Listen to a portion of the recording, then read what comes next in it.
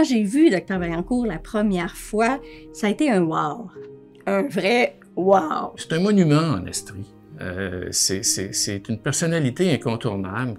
J'ai pas percé tous les secrets de Raymond. Là. Pour moi, c'est un peu comme le caramel dans la Cadbury. Là. Je sais pas comment elle a réussi à rentrer toutes ses activités dans 24 heures. Raymond est définitivement une visionnaire, puis elle vit un petit peu dans le futur aussi.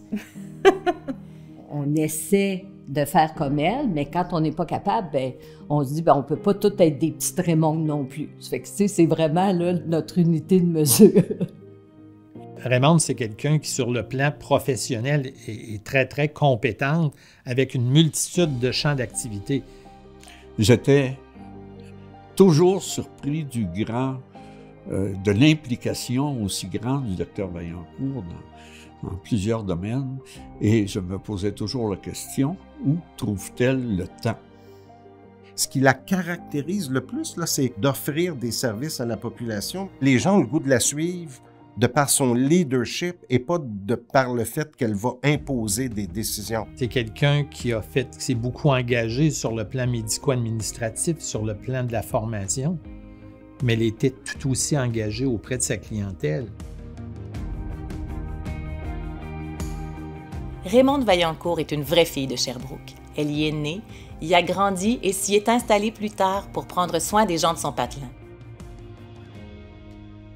Dr Vaillancourt a fait partie de la première cohorte à faire son entrée au cégep. C'est d'ailleurs durant sa 2e année d'études collégiales qu'elle rencontre son Robert, l'homme avec qui elle forme une solide équipe depuis 50 ans. Il était donc là avant que Dr Vaillancourt débute sa pratique au Sherbrooke Hospital en 1976, après ses études en médecine à l'Université de Montréal et à l'Université de Sherbrooke. À cette époque, il y avait encore très peu de femmes en médecine. Pionnière un jour, pionnière toujours, elle sera passée par les soins intensifs, l'urgence et l'obstétrique qui occupera une grande place dans sa carrière. Très rapidement, le docteur Hugues Bergeron a compris que Raymonde Vaillancourt avait une vision et l'a convaincu de s'impliquer au niveau syndical. Il avait vu juste. Qu'est-ce qui m'a poussée en médecine? En fait, je m'en allais pas en médecine. Moi, quand j'étais...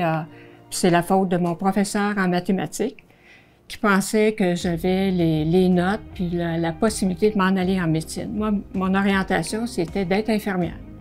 Infirmière missionnaire.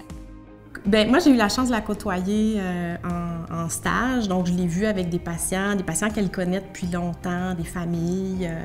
On a fait ensemble l'accouchement de la fille d'une des patientes qu'elle a accouché de sa mère. Elle se souvenait là, de faits par rapport à cette famille-là. Donc, une très bonne mémoire de ses patients, très proches, avec des gens qui sont attachés à elle. Là, donc, la médecine de famille à son meilleur, là. C'est une médecin extrêmement dévouée, comme il s'en fait pas beaucoup.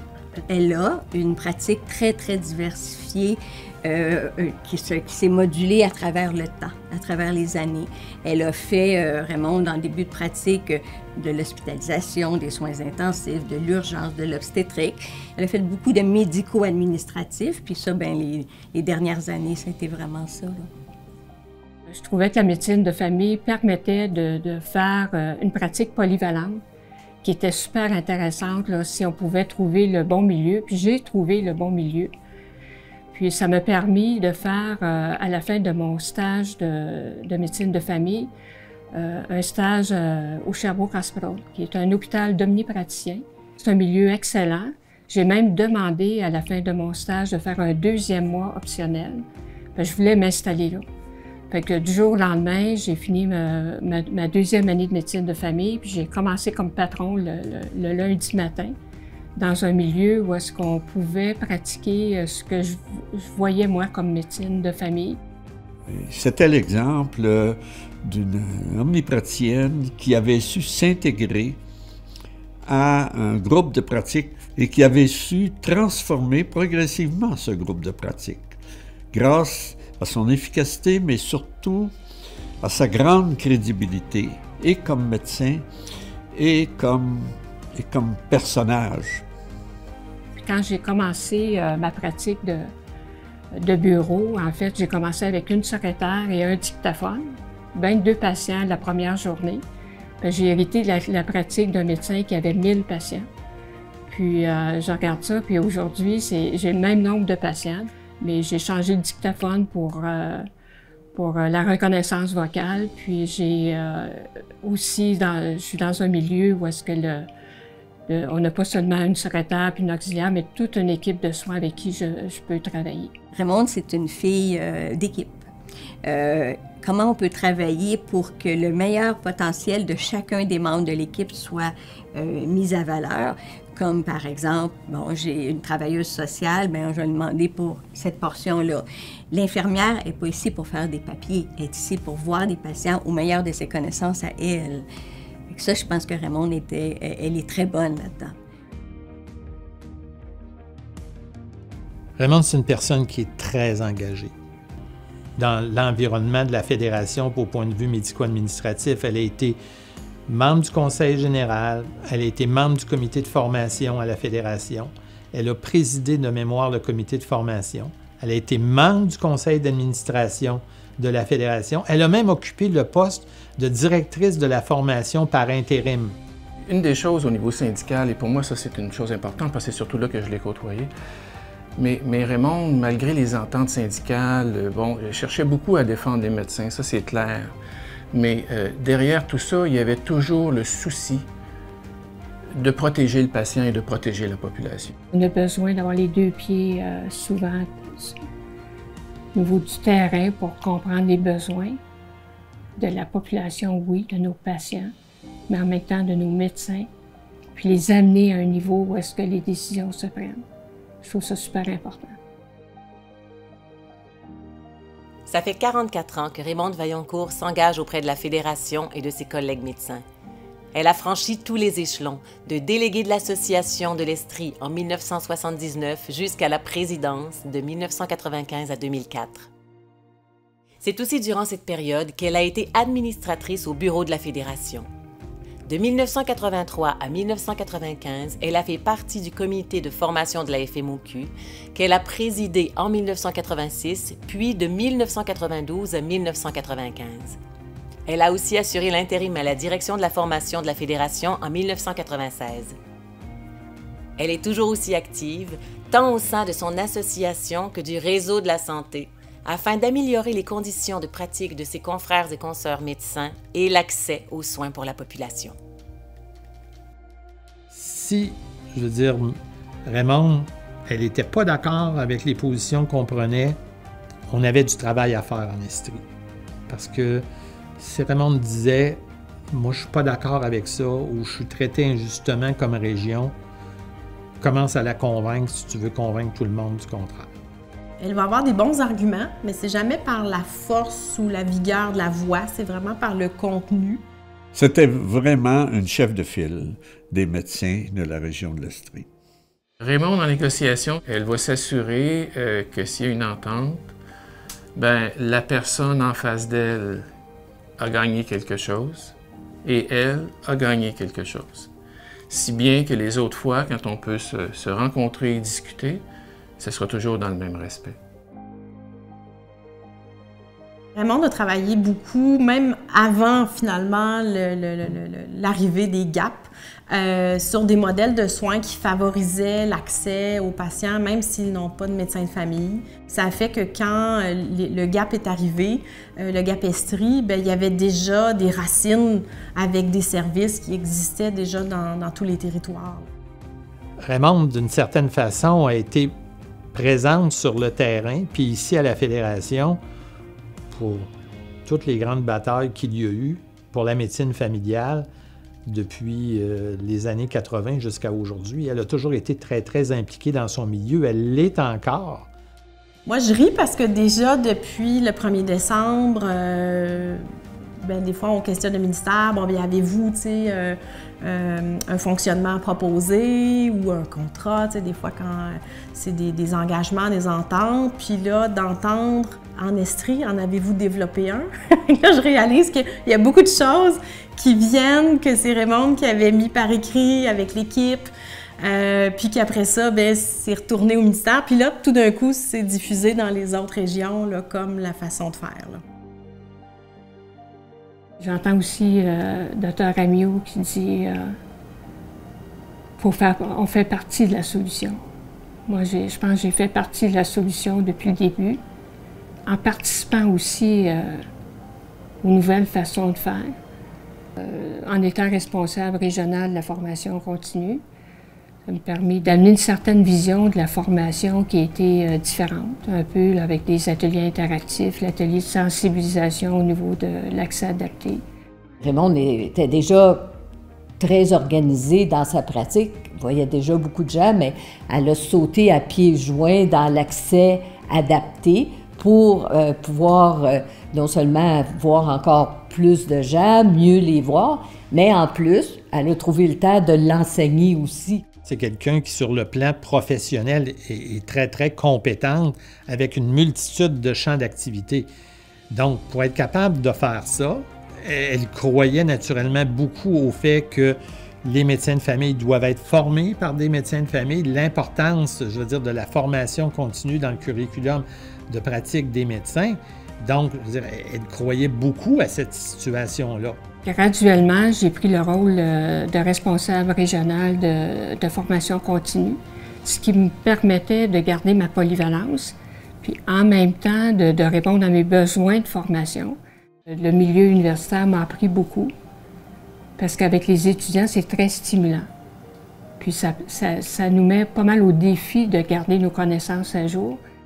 Elle a été très impliquée dans la formation des résidents chez elle, à l'intérieur de ça, au niveau de son travail quotidien. Donc, pour elle, l'enseignement, ça a occupé une place très, très importante.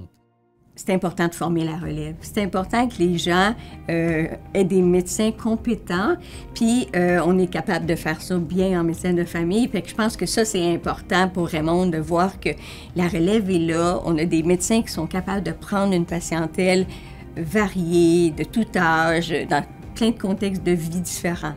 La relève doit être capable d'être exposée à des modèles de pratique de médecins de famille qui sont heureux dans leur pratique. Trouver les moyens de s'entourer, de s'outiller pour être capable de fonctionner. Puis en même temps, de comprendre que la médecine de famille, c'est la plus belle spécialité. Qui ont le choix d'être polyvalents, d'être aidés pour maintenir leur valeur comme médecin de famille. Comme enseignante, comme formatrice, là, quand j'étais en stage avec elle, on apprécie beaucoup à la suivre puis à regarder comment elle fait les choses. Elle va faire des rétroactions succinctes mais très pertinentes, là. Donc, on n'était pas là à jaser scientifiquement pendant 1 heure, là, on était dans l'action. Elle m'a aidé à développer ma passion pour l'obstétrique, mais aussi pour plein d'autres choses. Elle est passionnée, puis je pense que pour transmettre aux gens l'intérêt, le goût de faire des choses, ça prend des gens passionnés comme Raymond, parce que quand je la voyais aller en obstétrique, je me disais « wow, c'est vraiment un beau modèle. » là. Avec Raymond, tu as toujours l'impression que tu t'améliores. Alors, c'est vraiment agréable de travailler avec elle. Raymond a, avec les années, acquis, je pense, avec son expérience, avec ses idées, a acquis beaucoup de crédibilité. Quand il y a un problème, c'est sûr que c'est une femme comme Raymond que tu vas avoir à côté de toi, là, parce que elle va monter au front, elle va avoir des idées, on va les challenger, puis après ça, on va avoir l'énergie de les rendre à terme. Je pense que c'est ce qui fait là, que dans tout ce qu'elle a accompli en Estrie, ça a été facile après ça de l'exporter pour d'autres régions, puis d'en venir à une solution là, qui est peut-être plus globale. Là. Raymond Vaillancourt, c'est une visionnaire. C'est une visionnaire à plein de points de vue. Elle a été une femme en médecine dans une époque où il y en avait très peu, mais aussi c'est une visionnaire pour la patientèle actuellement, la patientèle à la grandeur du Québec. Quand je suis arrivée en médecine, il n'y avait pas beaucoup de femmes. À ce moment-là, à Montréal, il y avait quand même une proportion de peut-être peut-être 10 % de femmes. À Sherbrooke, on comptait ça à l'unité. Je pense qu'elle a tracé le chemin pour toutes ces omnipraticiennes en devenir qui aujourd'hui constituent la majorité des omnipraticiens des médecins de famille du Québec. C'est quelqu'un qui va de l'avant, qui a des idées, elle veut les mener à terme, puis elle peut mener plusieurs projets de front. Alors, oui, en début de carrière, d'être une femme comme ça, qui était carriériste, qui a atteint des postes même à l'époque au bureau du Conseil de la Fédération, c'était vraiment quelque chose d'assez extraordinaire et de très bien. Je pense qu'elle inspire le mouvement, elle inspire avancer, aller vers plus loin. C'est ne pas s'arrêter à maintenant. Qu'est-ce qu'on peut faire de mieux? Qu'est-ce qu'on peut faire différemment? C'est quelqu'un qui trace un sentier qui était inexploité avant. Raymond va réussir à trouver des nouvelles façons de faire, parce que si on fait toujours la même chose puis que ça marche pas, bien, ça va continuer à pas marcher. Elle sera pas la seule à aller dans son sentier, mais elle va être la première à tracer le chemin. Raymond était vraiment à l'avant-garde là, pour faire avancer aussi les modèles de soins. Donc, c'était vraiment une porte-parole, là. Puis c'est encore une porte-parole, là. Je sais qu'au ministère, ils viennent la chercher régulièrement pour son opinion et sa grande sagesse. Ça a donné que j'étais de garde avec elle en obstétrique, là, à quelques reprises. Puis j'en revenais pas l'énergie de cette femme-là qui, entre 2 accouchements à 3 heures du matin, avait encore l'énergie de lire une revue de formation continue et de remplir le post-test et d'avoir 100 %. Quand moi, je rêvais juste d'aller me coucher un peu. J'ai toujours travaillé beaucoup, puis je tiens ça probablement de mon père, qui est un journalier qui travaillait 7 jours sur 7. Ça m'a permis de quand même aller chercher ce que je souhaitais faire, réaliser me donner des défis, ça donne quand même du sens. Me donner des défis, puis en même temps respecter un peu mes limites. Je pense que c'est important d'essayer de garder un certain équilibre. La 2e année du cégep, j'ai rencontré mon conjoint. On s'est mariés, oui, en 3e année de médecine. Je pense que c'était le meilleur placement de ma vie parce qu'on vient de fêter notre 50e anniversaire. C'est un peu mon point d'appui. Tu sais, quand je déborde un petit peu, là, trop de garde, ça, il me ramène. Comme j'aime bien dire, le petit adage qui dit « derrière tout homme, il y a une femme », mais derrière toute femme, comme Raymond, il y a un homme. Puis je pense que ça, Robert a été important dans sa vie personnelle, mais il a été important dans l'impact sur sa vie professionnelle aussi. Je me suis toujours fiée sur lui pour me donner un horaire qui était stable. Fait qu'il me disait, là, de telle date à telle date, on va partir en vacances, tu t'organises pour être prête là, pour organiser les gardes puis organiser mon horaire de travail. Fait que ça me permettait de décrocher. Je pense qu'il y a moyen d'être bien organisé, de garder quand même ses priorités, d'être présent. C'est quand tu es avec les enfants, moi je décroche, puis je suis là, j'aime faire la cuisine, j'aime recevoir de ma famille, tout ça. Quand on avait la rencontre là, du mois de décembre, bien là, c'était souvent dans le temps là, des parties de Noël, puis tout ça. Puis là, elle me racontait le nombre de personnes qui recevaient à la maison, pas juste pour un repas, pour plusieurs repas. Fait que, tu sais, c'est vraiment la maison familiale où tout le monde retourne. Elle a su avoir un très beau rôle comme conjointe, comme mère de famille avec ses 3 belles grandes filles et les grands-mamans. Fait que tout ça, je pense qu'elle a réussi ça vraiment très bien. Là. Je pense tellement au legs qu'elle a fait, là, au legs qu'elle fait actuellement. Là, elle a pu se reculer et regarder, dire « Regarde, c'est moi qui ai accompli ça. J'ai été impliquée là-dedans, j'ai fait ça avec mon équipe. » J'ai fait, tu sais, je pense que ça, là, c'est tellement varié tout ce qu'elle a accompli. Le legs, c'est ça, là. C'est pas une chose, c'est tout ça. Je pense que sa plus grande réalisation, c'est le fait d'avoir pu garder, durant toutes ces années-là, cette crédibilité-là qu'elle a en Estrie. De penser que tu peux avoir autant d'autorité morale et réelle sur une région, moi je vous dirais c'est vraiment remarquable, ça. Je pense que le legs de Raymond a été surtout de faire comprendre aux médecins, de leur faire croire que travailler en équipe, en interdisciplinarité, est quelque chose d'absolument utile pour eux, les médecins, tout en étant tout à fait bénéfique pour les patients. Le legs de Raymond par rapport à la profession de médecin de famille, c'est surtout la capacité, bon, d'inspirer les autres, mais aussi de se laisser inspirer, puis de ramener ça en Estrie, puis après ça, de retravailler la recette, rajouter des ingrédients, puis après ça, d'avoir la générosité d'aller le repartager pour que les autres puissent en profiter aussi. Ben, je pense que ça a porté fruit. Il est souvent difficile à court terme d'analyser les fruits, mais si on regarde aujourd'hui l'organisation de la formation continue à l'Université de Sherbrooke, comme dans les autres universités ayant des facultés de médecine, ben, on peut y reconnaître les efforts de ces pionniers de la formation continue. 47 ans se sont écoulés depuis que Dr Vaillancourt a débuté sa carrière. 47 ans à s'occuper de ses patients avec douceur et presque autant à mener ses combats avec rigueur. Les gens se souviendront de Dr Vaillancourt pour son implication dans la formation continue, la mise en place de l'accès adapté, son apport en obstétrique et ses batailles pour améliorer les conditions de pratique tout en gardant les patients au premier plan. Et tellement, tellement plus. Tranquillement, elle passe le flambeau syndical à des collègues. Toutefois, celle qui est en semi-retraite suit toujours quelques 2000 patients qu'elle n'arrive pas à quitter. Même s'il est temps pour elle de profiter de sa famille et des plus beaux terrains de golf, le feu sacré pour la médecine ne s'éteindra jamais. D'ailleurs, elle débute un nouveau projet, l'organisation des soins à domicile et les pré-retraites.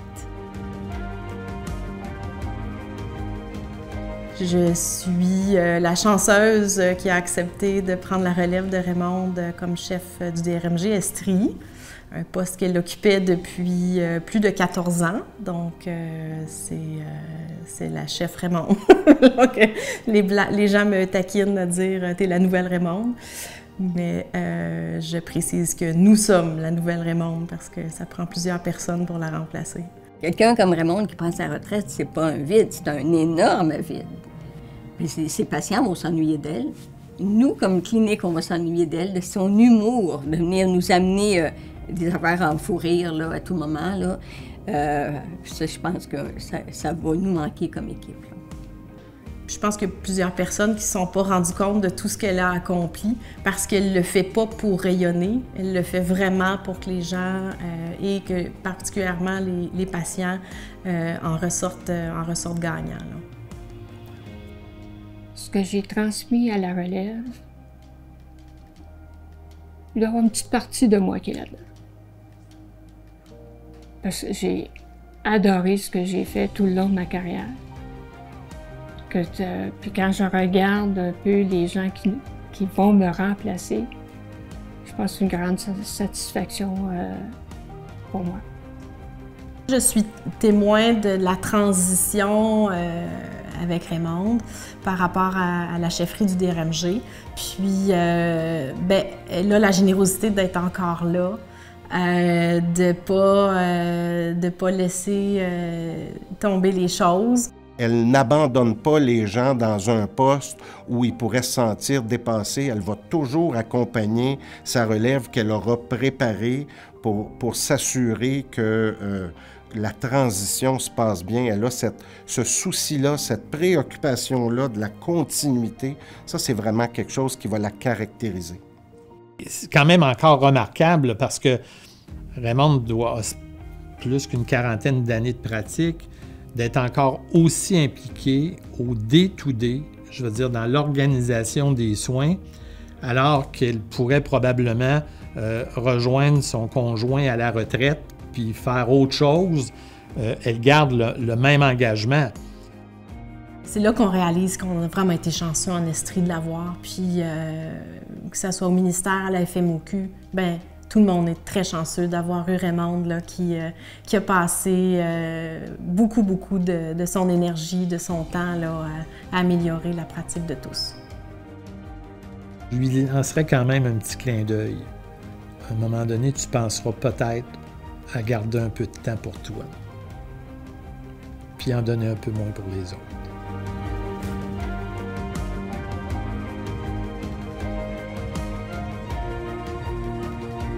Le plus beau cadeau, c'est de constater qu'il y a une continuité dans tout ce qu'on a entrepris. Si on n'a pas mis les efforts pour rien. Je pense qu'il y a une fondation qui s'est installée avec des équipes solides, puis qu'on veut qu'ils demeurent structurés pour mieux fonctionner. Puis je pense que c'est une grande satisfaction de voir que ça continue. Je souhaite à Raymond de continuer à vivre avec passion. Je pense que ça a été son moteur. Je pense que j'aimerais vraiment ça qu'elle réalise tout ce qu'elle a accompli, puis qu'elle en soit fière.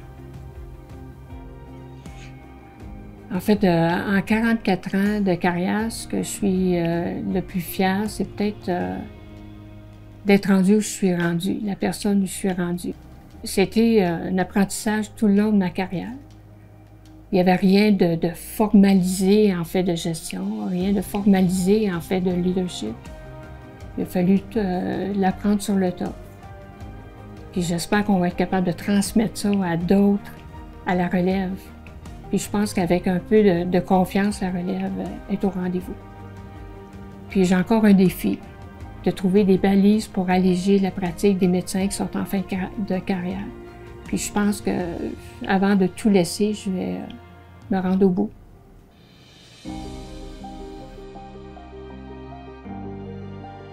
Afin de souligner son engagement, son dévouement, sa vision et son implication exceptionnelle, la Fédération des médecins omnipraticiens du Québec rend hommage à Dr Raymond Vaillancourt en lui décernant le statut de membre émérite.